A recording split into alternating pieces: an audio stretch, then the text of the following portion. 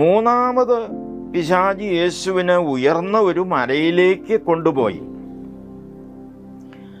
സകല രാജ്യത്തെയും അവയുടെ മഹത്വത്തെയും കാണിച്ചുകൊണ്ട് നീ ഒന്ന് വീണ് നമസ്കരിച്ചാൽ ഇതൊക്കെയും നിനക്ക് തരാം എന്ന് വളരെ നൈസായിട്ട് പിശാച് യേശുവിനോട് പറയുന്നതായിട്ടാണ് കാണുന്നത്.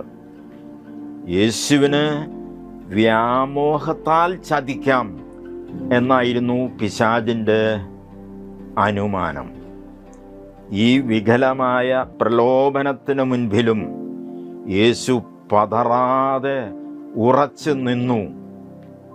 യേശു പിശാചിനെ പുറത്താക്കുന്നതും സാത്താനെ എന്ന് എന്നെ വിട്ടുപോകുക എന്ന് പറഞ്ഞ് ശാസിക്കുന്നതുമാണ് ആത്യന്തികമായിട്ട് നമുക്കവിടെ കാണുവാനായിട്ട് കഴിയുന്നത്. മാത്രമല്ല യേശു ഒരു വാണിംഗ് കൂടെ കൊടുക്കുന്നതായിട്ട് നമുക്ക് കാണുവാനായിട്ട് കഴിയും. ദൈവത്തെ മാത്രമേ നമസ്കരിച്ച് ആരാധിക്കാവൂ എന്ന് സാത്താനെ പഠിപ്പിക്കുകയും അവനോട് ധൈര്യമായി പ്രസ്താവിക്കുകയും ചെയ്തു. യേശുവിൻ്റെ ശാസനയും ഭത്സനവും ഏറ്റപ്പോൾ പിശാച് അവനെ വിട്ടുപോയി. അപ്പോൾ ദൂതന്മാർ അടുത്തു വന്നു യേശുവിനെ ശുശ്രൂഷിക്കുകയും ചെയ്തു. ഇതാണ് പിശാചിനെ തോൽപ്പിക്കുവാനുള്ള യേശുവിൻ്റെ തന്ത്രം. പിശാചിനെ ശാസിക്കുവാനും അവനെ ആട്ടിപ്പുറത്താക്കുവാനുമുള്ള അധികാരവും അവകാശവും ദൈവം മനുഷ്യന് നൽകിയിട്ടുണ്ട്. ആ അവകാശം നാം പ്രയോഗിക്കേണ്ടതാണ്. കാരണം ദൈവത്തെക്കാൾ അല്പം മാത്രം താഴ്ത്തി ദൈവത്തിൻ്റെ സാദൃശ്യത്തിലും ഛായയിലുമാണ് മനുഷ്യന് ദൈവം സൃഷ്ടിച്ചിട്ടുള്ളത്. അതുകൊണ്ട് ദൈവം നൽകിയ അധികാരങ്ങളും അവകാശങ്ങളും സാത്താൻ്റെ മേൽ പ്രയോഗിക്കുവാൻ സാത്താനോട് നാം സമരസപ്പെടേണ്ട ഒരു കാര്യവുമില്ല. അവനോട് എപ്പോഴും എതിർത്ത് തന്നെ നാം നിൽക്കേണ്ടിയിരിക്കുന്നു.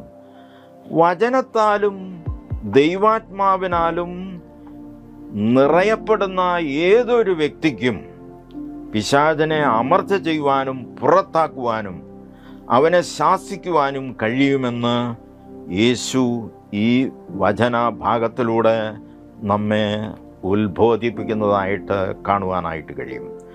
ആയതിന് ഉപവാസവും പ്രാർത്ഥനയും നിരന്തരം നാം ശീലിക്കുന്നത്, അത് പാലിക്കുന്നതും വളരെ പ്രയോജനകരമായ ഒരു കാര്യമാണ്.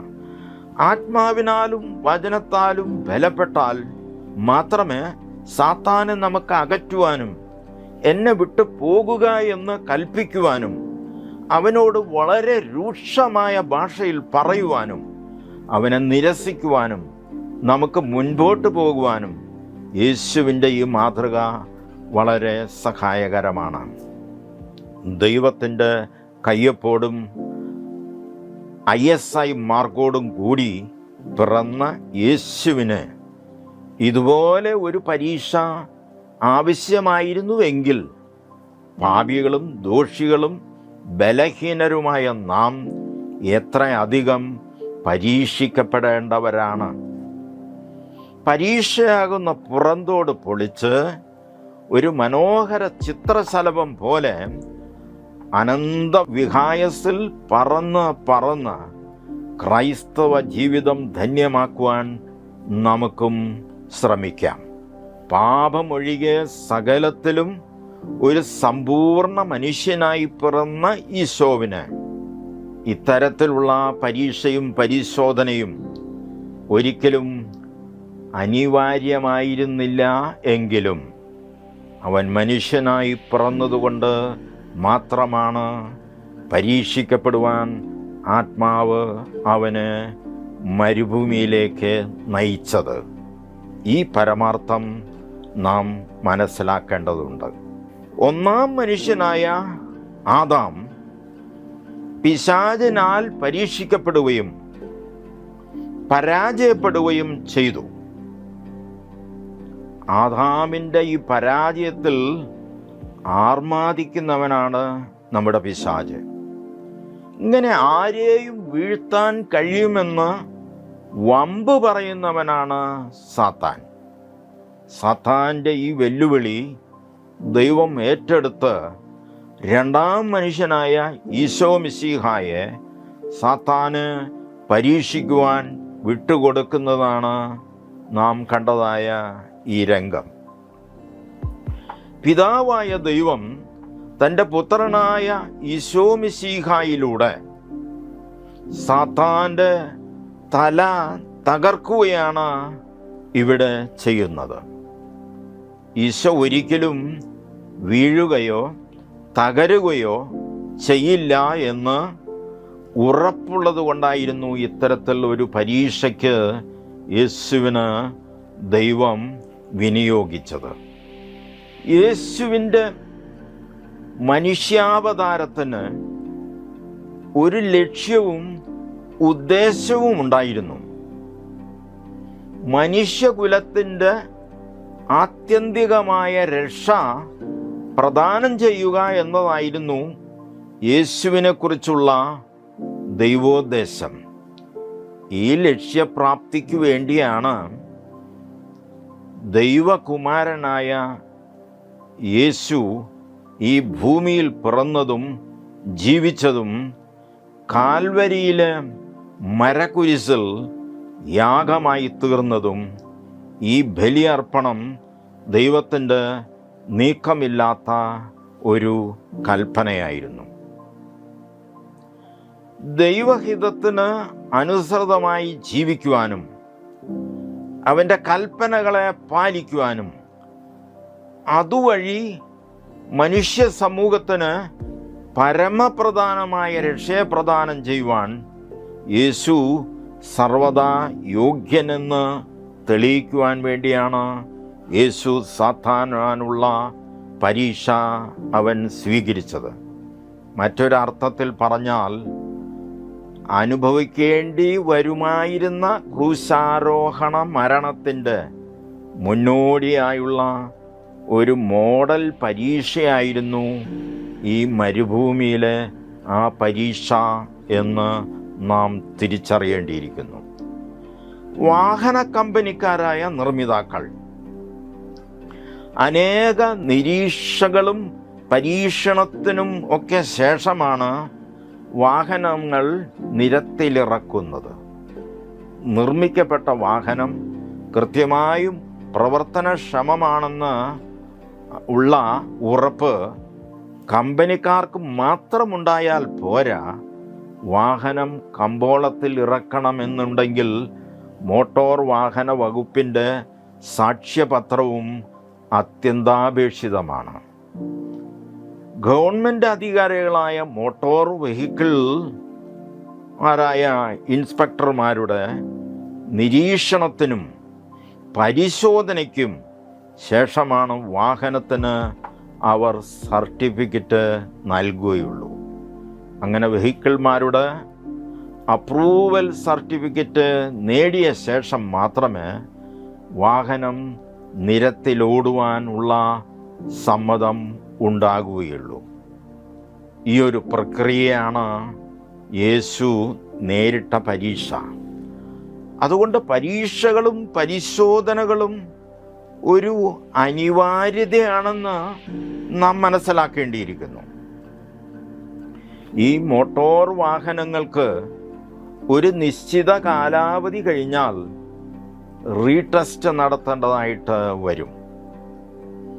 പബ്ലിക് വാഹനങ്ങൾ ആണെന്നുണ്ടെങ്കിൽ എല്ലാ വർഷവും ഫിറ്റ്നസ് സർട്ടിഫിക്കറ്റ് സമ്പാദിക്കേണ്ടതായിട്ടുണ്ട്. അതുപോലെ ബലഹീന പാത്രങ്ങളായ നമുക്ക് ഒരു റീടെസ്റ്റിൻ്റെയും ഫിറ്റ്നസ് സർട്ടിഫിക്കറ്റിൻ്റെയും ഒരു ആവശ്യകതയുണ്ട് എന്ന് സാരം. അതാണ് നമ്മുടെ കൂടെ പരീക്ഷകളും പരിശോധനകളും എന്ന് നാം അറിയേണ്ടിയിരിക്കുന്നു. അങ്ങനെ നോക്കുമ്പോൾ ഈ പരീക്ഷകളും പരിശോധനകളും അത് യോഗ്യത തെളിയിക്കുന്ന ടെസ്റ്റുകളാണ്. ഈ ടെസ്റ്റുകൾ പാസ്സാകേണ്ടത് നമ്മുടെ സന്തോഷകരമായ ജീവിതത്തിന് വളരെ പ്രയോജനകരമാണ്. അതുകൊണ്ട് പരീക്ഷകൾ നിരസിക്കപ്പെടുവാനും തള്ളിക്കളയുവാനും ഉള്ളതല്ല, പിന്നെയോ അവയെ സമചിത്തതയോടെ നേരിടുവാനുള്ള പരിശീലനമാണ് നാം നേടിയിരിക്കേണ്ടത്. ജീവിതമാകുന്ന ഓട്ടക്കളത്തിൽ ഓടുമ്പോൾ നേരിട്ടേക്കാവുന്ന തേയ്മാനങ്ങൾ പരിഹരിച്ച് നീക്കേണ്ടുന്ന പാർട്സുകൾ മാറ്റി പുതുതാക്കി സ്ഥാപിക്കേണ്ടതും സ്ഥായിയായ ഓട്ടത്തിന് വളരെ ഉതകുന്നതാണ്. അങ്ങനെയെങ്കിൽ ഈ പരീക്ഷകളും പരിശോധനകളും നമ്മുടെ നാശത്തിന് അല്ല, പിന്നെയോ നമ്മെ പുതുതാക്കാൻ വേണ്ടിയുള്ളതാണെന്നും നാം അറിഞ്ഞിരിക്കണം. നാം എപ്പോഴും പ്രവർത്തനക്ഷമമാണെന്നതിൻ്റെ ഒരു തെളിവും തെളിയിക്കലും നമ്മുടെ യോഗ്യതയുടെ അടിസ്ഥാനവുമാണെന്ന് നാം എപ്പോഴും കരുതേണ്ടതാണ്. യേശുവിൻ്റെ ക്രൂശീകരണ വേളയിലും ഒരുപാട് അനർത്ഥങ്ങളായ പരീക്ഷണങ്ങൾക്ക് വിധേയമാകേണ്ടി വന്നിട്ടുണ്ട്. യേശുവിന് കണ്ണുകെട്ടി തൊഴിക്കുമ്പോഴും അവൻ്റെ മുഖത്ത് തുപ്പുമ്പോഴും നിന്നെ തല്ലിയതാർ എന്ന് പ്രവചിക്ക എന്ന് ആക്രോശിക്കുമ്പോഴും നീ ദൈവപുത്രൻ എങ്കിൽ കുരിശിൽ നിന്ന് ഇറങ്ങി വാ എന്ന് പരിഹസിക്കുമ്പോഴും ഒരു സമൂഹം മുഴുവൻ ഇവൻ മരണയോഗ്യനെന്ന് ആർത്തട്ടഹസിക്കുമ്പോഴും യേശു പരീക്ഷിക്കപ്പെടുകയായിരുന്നു. ഈ സമയങ്ങളിലൊക്കെ അറക്കുവാൻ കൊണ്ടുപോകുന്ന കുഞ്ഞാടിന് തുല്യം യേശു നിശബ്ദമായി നിലകൊണ്ടു. മാത്രമല്ല, ക്രൂശിക്കുന്ന എല്ലാവർക്കും വേണ്ടി യേശു ദൈവത്തോട് പ്രാർത്ഥിക്കുകയായിരുന്നു. കൂടാതെ മാനുഷിക ബന്ധങ്ങൾ ഉറപ്പിച്ചും ദൈവ സ്നേഹത്തിൻ്റെ പാരമ്യതയിൽ എല്ലാം സഹിച്ചും നൈരാശ്യമായ ഈർഷ്യ കൂടാതെ സ്വജീവന് യേശു ദൈവകരങ്ങളിൽ സമർപ്പിച്ച് ഭൂമിയിലെ വിടവാങ്ങൽ ശുശ്രൂഷയ്ക്ക് ഒരുങ്ങുകയായിരുന്നു നമ്മുടെ കർത്താവായ ഈശോ മിശിഹ. യേശുവിൻ്റെ ഈ കരണീയമായ മാതൃക ഉൾക്കൊണ്ടുകൊണ്ട് നല്ല ക്രൈസ്തവ സാക്ഷ്യമുള്ള ജീവിതം നയിച്ചുകൊണ്ടും ഏൽപ്പിക്കപ്പെട്ട ദൗത്യങ്ങളും നിയോഗങ്ങളും പൂർത്തീകരിച്ചുകൊണ്ടും ദൈവമക്കളെന്നോണം ജീവിക്കുവാൻ ദൈവം നമ്മെ ഏവരെയും ശക്തീകരിക്കുകയും അനുഗ്രഹിക്കുകയും ചെയ്യുമാറാകട്ടെ. ഏവർക്കും നന്ദി.